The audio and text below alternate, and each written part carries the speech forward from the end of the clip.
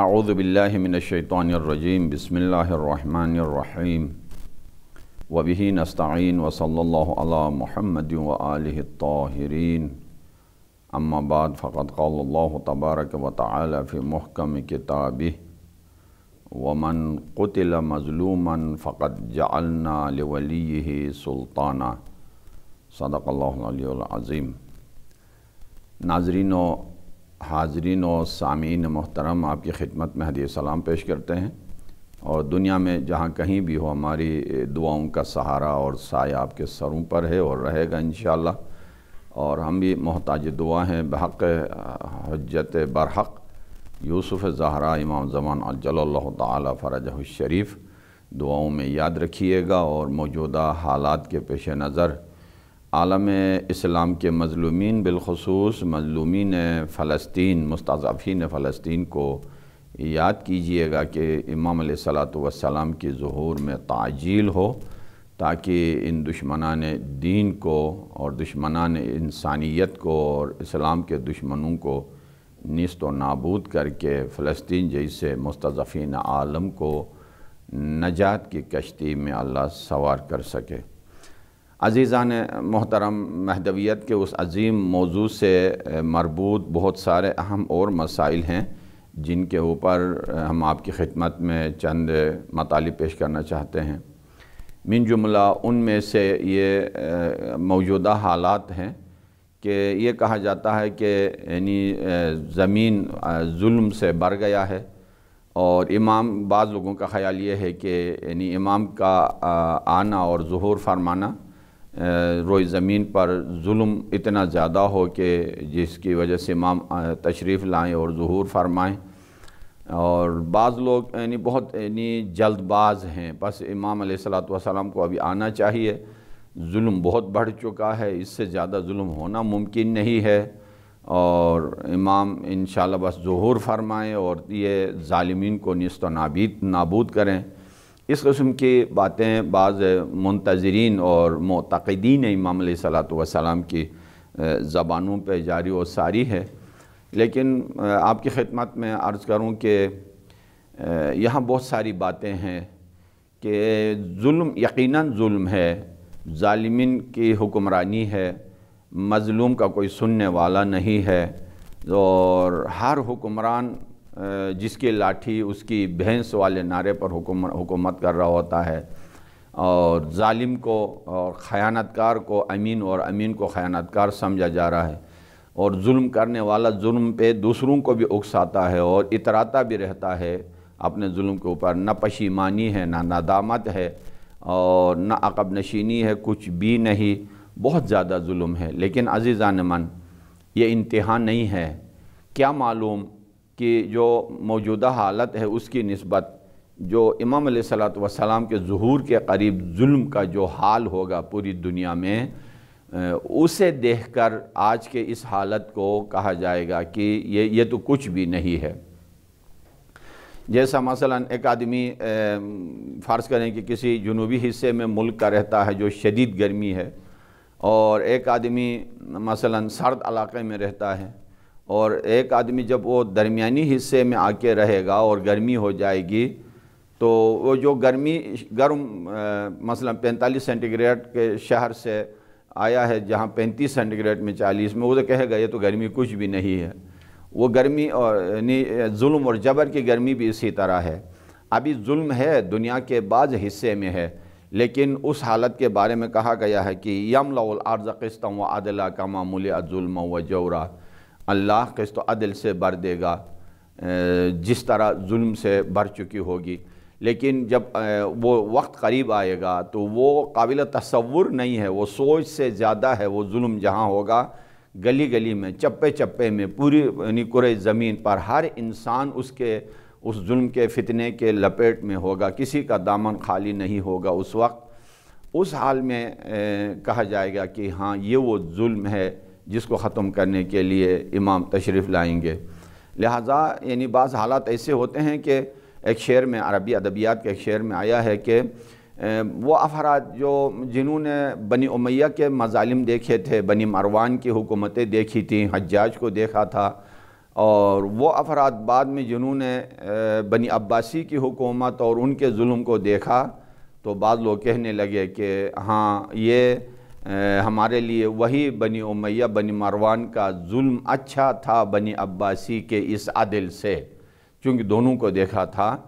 تو یعنی اس روئے زمین پر بھی ایسا ہی ہوگا، جو انسان جہالت کی طرف، جاہلیت کی طرف جائے گا، خونخواریت اور دہشت گردی اور خود پسندی کا غبار اس کے دل میں آنے کے بعد نہ حق نظر آئے گا، نہ اہل حق اسے نظر آئیں گے، نہ مظلوم، نہ حق کا مظلوم، نہ مستضعف، نہ حق مستضعف، کوئی چیز اسے نظر نہیں آئے گی۔ دوسری بات یہ ہے کہ یعنی ظلم کا روئے زمین پہ بھر جانا یعنی یہ آخری نشانیوں میں سے نہیں ہے امام علیہ السلام کے ظہور کے لیے، اور بلکہ اس کے اور نشانیاں ہیں۔ ٹھیک ہے، ظلم جب ہے تو امام جب تشریف لائیں گے تو پوری دنیا سے ظلم کو ہٹا کے عدل سے بھر دیں گے، یہ اپنی جگہ، لیکن یہ آخری نشانی نہیں ہے کہ جب ظلم سے بھر جائے تو بس امام ضرور تشریف لائیں، نہیں۔ روایات کے اندر کچھ مخصوص حالات بتائے گئے ہیں، کچھ علامات عمومی ہیں جو ابھی آپ کے سامنے ہیں کہ مرد عورت کے لباس پہنیں گے، عورتیں مردوں کے لباس پہنیں گے، مساجد سجائے جائیں گے، اور مسجدوں کو پیشانی اور سجدوں کی زینت نہیں بنائی جائے گی، اور قرآن خوبصورت چھپائے جائیں گے، پڑھنے والا کوئی نہیں ہوگا، امین کو خائن اور خائن کو امین سمجھا جائے گا، بدترین لوگ حکمرانی کریں گے۔ اس قسم کے یعنی بہت ساری نشانیاں ہیں جو ابھی رونما ہو چکی ہیں، لیکن امام علیہ السلام کے ظہور کے جو خاص نشانیاں ہیں وہ کوئی 4-5 ہیں۔ ان میں سے سب سے پہلے ہے یعنی وادی بیضا کے زمین کا شق ہو جانا، اور سفیانی کا لاکھوں کا لشکر اس کے اندر لقمہ اجل بن جانا، دفن ہو جانا، یہ اللہ کی طرف سے روئے زمین پر پہلی نصرت ہوگی۔ اس کے بعد صیحہ آسمانی جسے کہا جاتا ہے، آسمان سے ایک چیخ اٹھے گی، ہو سکتا ہے جبرائیل امین کی ہو یا کسی اور فرشتے کی، کہ پورا دنیا کے اہل دنیا کے ذہن کو درہم برہم کر کے رکھ دے گا۔ اتنی شدید وہ چیخ ہوگی، جو گھر کے اندر ہوگا وہ باہر چلا جائے گا، جو باہر ہے وہ اندر چلا جائے گا، جو بیٹھا ہوا ہے وہ گر جائے گا، جو اٹھا ہوا ہے جو بیٹھ جائے گا، لیٹ جائے گا۔ یہ حالتیں پیش آنے والی ہیں۔ صیحہ آسمانی کا ایک نور کا ستون زمین سے آسمان کی طرف بلند ہوگا، اور دنیا جہاں سے کونے کونے سے اسے دیکھا جائے گا، اور بارشیں اتنی شدید ہوں گی کہ زمین ہل جائے گی۔ اور سب سے قریب ترین جو نشانی ہے امام علیہ السلام کے ظہور کا، وہ ہے نفس زکیہ کا قتل۔ نفس زکیہ یعنی پاک سید اولاد آل رسول میں سے ایک مقدس ترین ہستی کو، پاک سید کو ذبح کیا جائے گا مقام ابراہیم اور حجر اسود کے درمیان، رکن کے درمیان۔ یہ وہ خاص نشانیاں ہیں، جب یہ نشانیاں پوری ہوں گی تو امام علیہ السلام ظہور فرمائیں گے۔ جب ظہور فرمائیں گے تو ظلم سے برا ہوا یہ دنیا عدل میں تبدیل کریں گے۔ آج کل آپ کے سامنے ہے یعنی فلسطین کے حالات، وہ فلسطین امام علیہ السلام کے آنے تک یہ سلسلہ جاری رہے گا۔ اسرائیل اور صہیونیزم نے کبھی خاموش نہیں رہنا ہے، انہوں نے اپنے کرتوتوں کو جاری رکھنا ہے، انہوں نے ہزاروں لاکھوں لوگوں کو لقمہ اجل بنا دینا ہے۔ یہ اپنی حکومت کے وسعت کے لیے جو کچھ کرنا چاہیں گے وہاں تک یہ پہنچ جائیں گے۔ آپ کے سامنے ہے اسی عید کے بعد، اسی شوال کے پہلے ہفتے میں اور اسی مئی کے انہی دنوں میں آپ نے دیکھا کہ یعنی 250 سے زیادہ مردوں، عورتوں اور بچوں کو ملا کے تقریباً 250 مسلمان شہید ہو گئے، اور شہر غزہ کو کھنڈر بنا دیا گیا۔ یہ اس طرح یہ سلسلہ جاری رہے گا، لیکن امام علیہ السلام جب ظہور فرمائیں گے، سب سے پہلے 313 کا لشکر ہوگا، پھر 5000 کا لشکر ہوگا، پھر 10,000 کا لشکر، پھر 12,000 کا لشکر مکمل ہونے کے بعد امام محمد باقر علیہ السلام فرماتے ہیں کہ یعنی لا یخرج قائمنا حتی یکمل الحلقہ، ہمارا قائم مکے سے ظہور کچھ نہیں کریں گے جب تک کہ حلقہ مکمل نہ ہو۔ اور پوچھا گیا وما ہی الحلقہ، وہ حلقہ کیا ہے؟ تو بعض روایات میں 10,000 کا، بعد میں 12 کا ذکر ہے کہ یہ لشکر مکمل ہوگا۔ امام علیہ السلام مکہ معظمہ میں حکومت قائم کرنے کے بعد مدینہ تشریف لائیں گے، اور مدینہ کو بھی فتح کر کے حکومت قائم کرنے کے بعد عراق چلے جائیں گے، تشریف لے جائیں گے، اور عراق کے بعد فلسطین کی طرف امام جائیں گے، تشریف لے جائیں گے، اور امام علیہ السلام حقیقی معنوں میں فلسطین کو آزاد کریں گے۔ لہٰذا یعنی یہ جو ہماری دعائیں ہیں عجل لنا ظہورا، کہ یعنی جلدی ظہور کیجئے، یہ انہی مستضعفین کی رہائی کے لیے ہے۔ اور آنے والے زمانے میں جتنا بنی اسرائیل کی طرف سے فلسطین کے مسلمانوں کے اوپر مظالم ڈھائے جا رہے ہیں، دنیا کے بہت سارے کونوں میں اور زمینوں میں، شہروں میں یہ واقعات پیش آنے والے ہیں۔ حقیقی آزادی، اور آج کل کے اس موضوع سے ملتا جلتا یہ موضوع ہے۔ یاد رکھیے کہ فلسطین کو آزاد کرنے والی ہستی، اسرائیل کو نابود کرنے والی ہستی، اور ان کے ظلم کو ختم کرنے والی ہستی، اور روئے زمین پر عدل کی روشنی یعنی قائم کرنے والی ہستی امام زمان عجل اللہ تعالی فرجہ الشریف ہے۔ امام علیہ السلام جب ظہور فرمائیں گے تو یعنی ان کے نشانیوں میں سے ایک یہ ہے کہ اگر کسی کے درمیان کوئی یعنی تنازع ہو، کوئی کیس ہو، کوئی اختلاف ہو، تو حتیٰ پیغمبر اسلام علیہ السلام، امیر المومنین علیہ السلام، ائمہ معصومین والا عالم اسلام کے جتنے قاضی ہیں، انہوں نے جو فیصلہ کرنا تھا اور جو فیصلہ کیا ہے وہ یہ تھا کہ یعنی اگر کسی نے دعویٰ کیا کہ فرض کریں کہ یہ مکان میرا ہے اور دوسرے نے انکار کیا، تو جو داعی ہے اس کے اوپر بینہ یعنی 2 عادل گواہ کا پیش کرنا ضروری ہے۔ دوسرا اگر وہ نہ کر سکے تو جو منکر ہے وہ قسم کھائے گا، اور قسم کھانے پر اس کا حق اسے دیا جائے گا۔ یا کسی کے تحریر کے اوپر، یا کسی کے بیان کے اوپر، یا کسی کی وصیت کے اوپر یہ مسائل طے ہو جاتے ہیں۔ ہو سکتا ہے واقعی میں وہ صحیح نہ ہو، لیکن اللہ نے ان چیزوں کو حجت قرار دیا ہے۔ لیکن یہ یاد رکھیے کہ انبیاء کرام میں حضرت داؤد علیہ السلام بغیر گواہ کے، بغیر بات سنے اور بغیر انکار کے، جتنے بھی عدالت کی جو پروسیس ہے اس کے بغیر وہی فیصلہ کرتے تھے جو واقعے میں عند اللہ حکم موجود ہے۔ انبیاء کرام میں حضرت داؤد علیہ السلام اور ائمہ معصومین علیہ السلام میں امام زمان عجل اللہ تعالی فرجہ الشریف اسی طرح ہی حکم کریں گے۔ بعض لوگوں کو یہ واقع سمجھ میں نہیں آتے ہیں، حقیقت حال کے اوپر غور نہیں کرتے ہیں کہ یہ کیسے ہوا کہ یعنی اسلام کا کوئی نیا رنگ، کوئی قانون، کوئی آئین نہیں ہے کہ صرف حضرت داؤد کی طرح امام علیہ السلام فیصلہ فرمائیں گے۔ وہ اس وجہ سے کہ چونکہ حضرت داؤد نے اللہ سے طلب کیا، اور بہت ہی طلب کیا کہ مجھے یعنی حقیقت حال کو دیکھنے کی اجازت دیں کہ میں فیصلہ ایسا کروں جیسا واقع ہے۔ تو پہلے اسے بتایا گیا کہ یہ تم تحمل نہیں کر سکو گے، یہ بہت بڑا مقام ہے، سخت مقام ہے، لیکن بہت الہا کیا ہے۔ الہا یعنی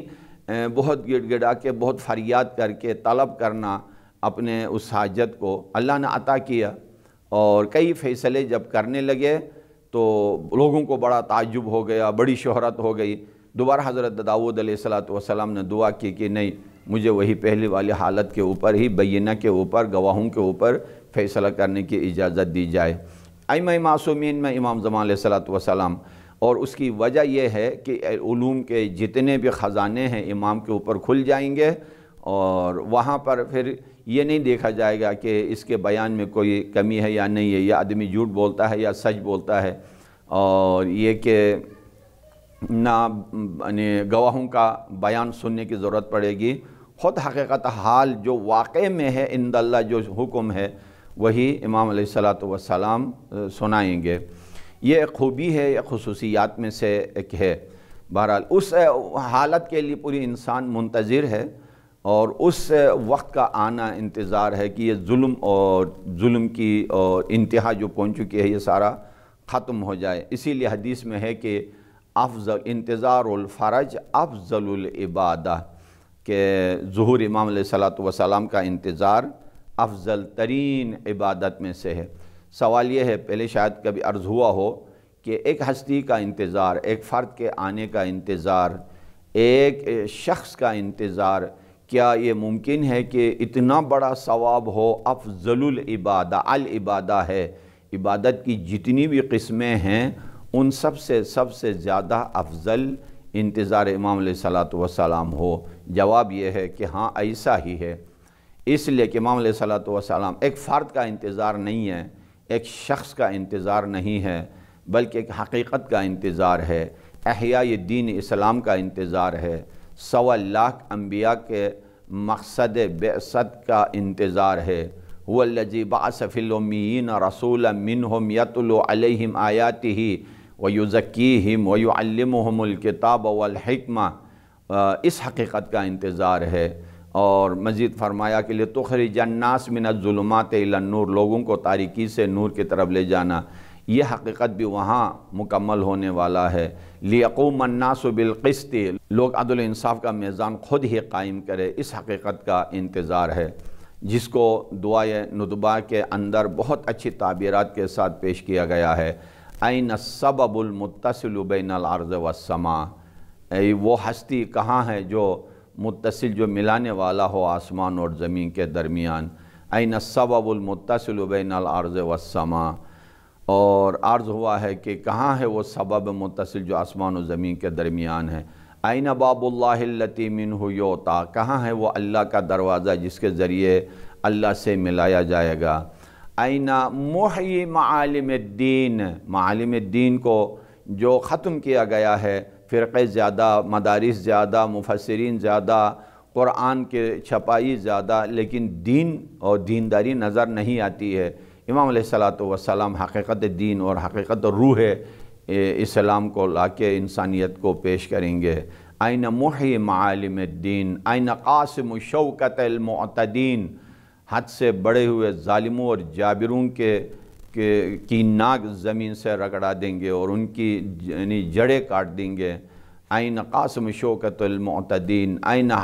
حَادِمُ أَبْنِيَّةَ الشِّرْكِ وَالنِّفَاقِ، شرک و نفاق کی بنیادوں کو ڈھانے والا کہاں ہے؟ اسی طرح أَيْنَ مُعِزُّ الْأَوْلِيَاءِ وَمُذِلُّ الْأَعْدَاءِ أَيْنَ طَالِبُ بِدَمِ الْمَقْتُولِ بِكَرْبَلَا، مظلوموں کے خون کا بدلہ لینے والا کہاں ہے؟ جتنے بھی یہ دعائے ندبہ کے اندر آئینہ ہے، گویا ایک منتظر حقیقی ایک فرد کا انتظار نہیں، ایک حقیقت کا انتظار کر رہا ہے، اس دنیا کے نگیٹیو سے پازیٹیو کی طرف بدل جانے کا انتظار کر رہا ہے، اس دنیا کا تاریکی سے بھری ہوئی اس دنیا کا نور میں بدل جانے کا انتظار ہے، اور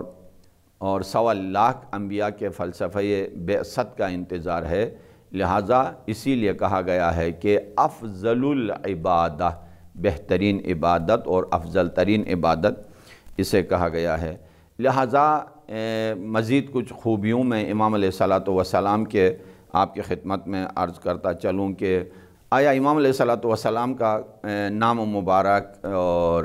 یا کوئی لقب یا کوئی خصوصیات قرآن مجید کے اندر ذکر ہوا یا نہیں؟ اس سلسلے میں بعض محققین نے لکھا ہے کہ بہت سارے صفات، بہت سارے نام امام علیہ السلام کا قرآن مجید میں ذکر ہوا ہے۔ من جملہ ان میں سے سورہ ہود کے اندر ہے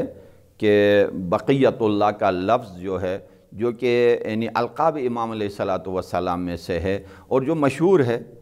یعنی مشہور ترین القاب میں سے ہے بقیت اللہ،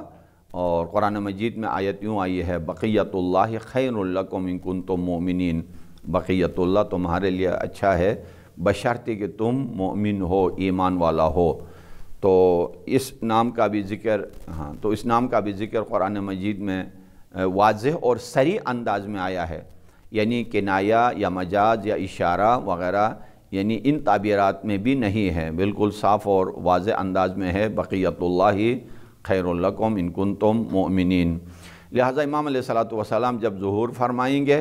تو کعبے کی دیوار سے ٹیک لگا کر یہی اعلان فرمائیں گے کہ انا بقیت اللہ، میں بقیت اللہ ہوں، اللہ کا بقیہ ہوں، اور اپنی طرف جب دعوت دیں گے تو انہی الفاظ کو اور انہی القاب کا اظہار کرنے کے بعد۔ اور دوسرا نام جو قرآن مجید کے اندر صراحت کے ساتھ موجود ہے وہ ہے منصور، جو امام علیہ السلام کے ناموں میں سے ہیں۔ تفسیر فرات سے فرات ابن ابراہیم عن ابی جعفر علیہ السلام فی قولہ تعالی ومن قتل مظلوما فقد جعلنا لولیہ سلطانا، اگر کوئی یعنی ظلم سے مارا جائے تو اس کے ولی کو ہم نے سلطان عطا کیا، یعنی اختیار دیا ہے۔ فلا یسرف فی القتل، اور قتل میں اسراف نہ کرے، یعنی جو قاتل ہے اسی کو مارے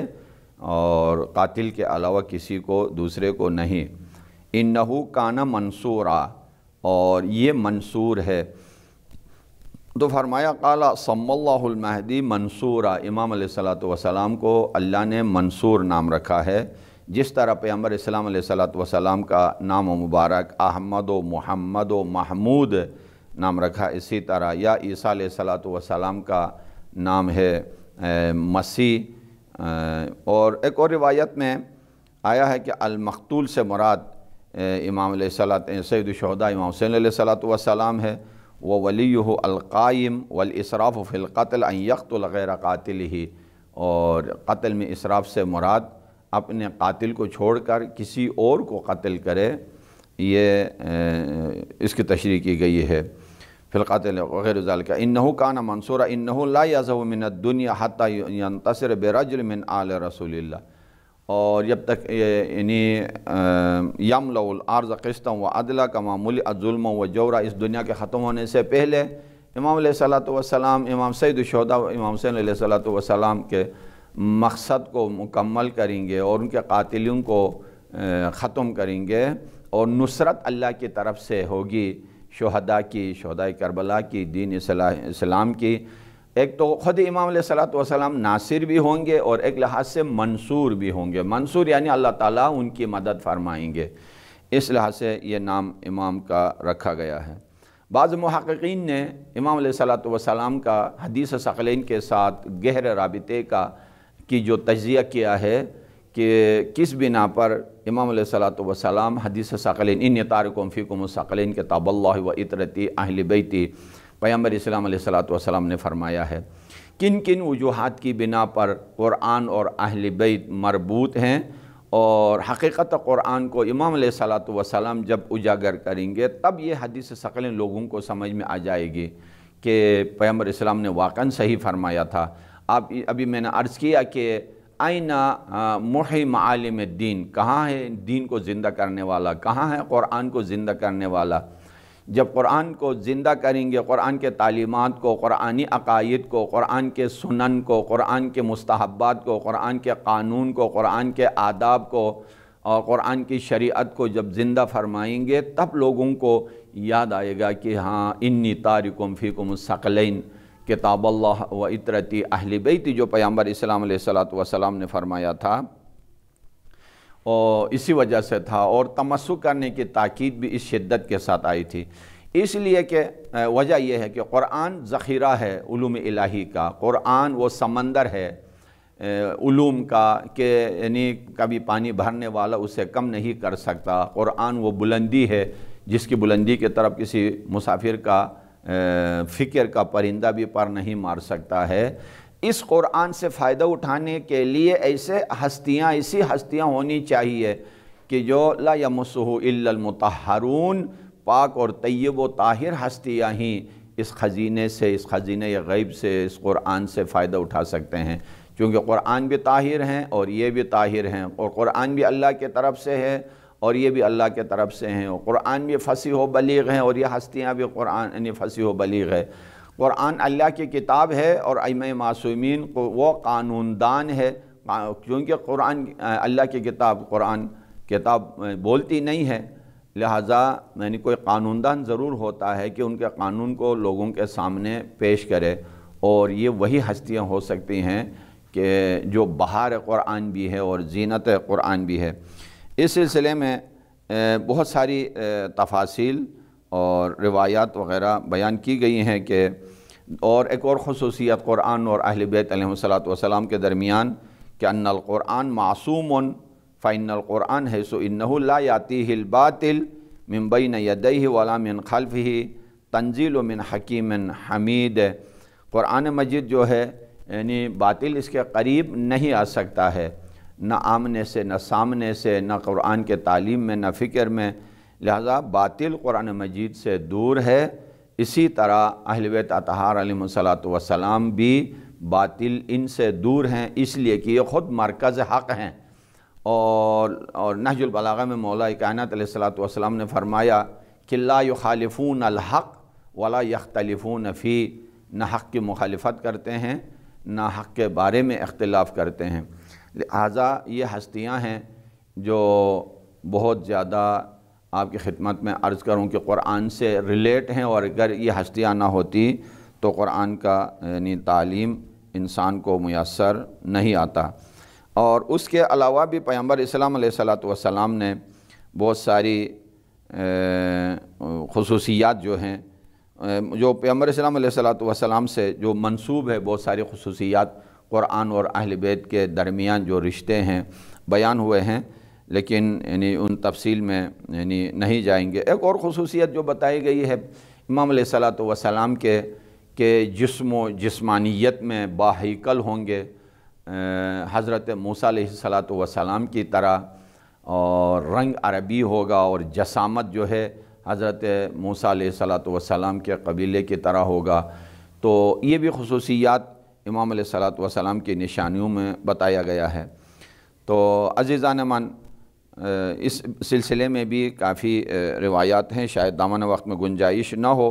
تو انشاءاللہ ایک آنے والے دنوں میں ایک اہم موضوع اسی سلسلے میں آگے آ رہا ہے، اور وہ لے کر آپ کی خدمت میں انشاءاللہ حاضر ہونے کا شرف حاصل کریں گے۔ دعا گو ہیں آپ کی کامیابی کے لیے، کورونا کے مریضوں کو اللہ تعالیٰ شفا عطا فرمائے، اور اس وبا سے نوع انسانی کو نجات عطا فرمائے، اور آپ سب کو اپنے حفظ و امان میں رکھیں انشاءاللہ۔ والسلام علیکم ورحمۃ اللہ وبرکاتہ۔